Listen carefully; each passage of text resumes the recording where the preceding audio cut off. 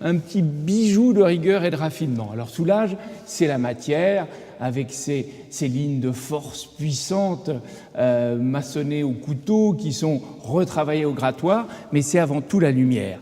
Et derrière cette lumière brune, on voit cette fenêtre qui semble venir éclairer la toile de l'intérieur. En fait, d'une certaine manière, il y a du Georges de la Tour chez Soulages.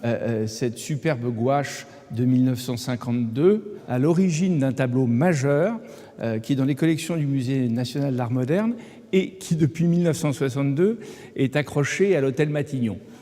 Gageons qu'il y est apprécié à sa juste valeur. Manolo Valdés nous dit que la création ex nihilo n'existe pas.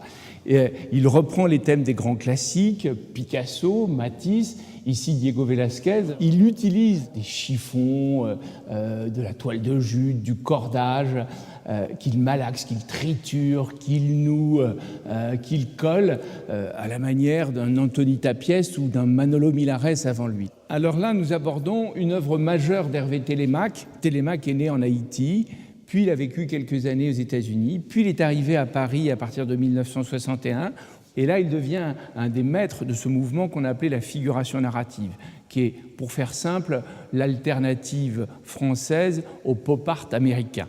Ce tableau baroque est un melting pot de signes, le visage de Toussaint Louverture, celui de Fidel Castro, la fameuse Vénus hottentote, certains objets rituels vaudous comme la croix, le cercueil.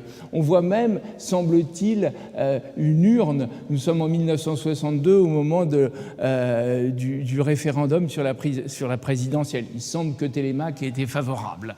Finalement, quelques 20 ans auparavant, sous la peau de Télémaque, qu'est-ce qu'on trouve? Déjà Jean-Michel Basquiat.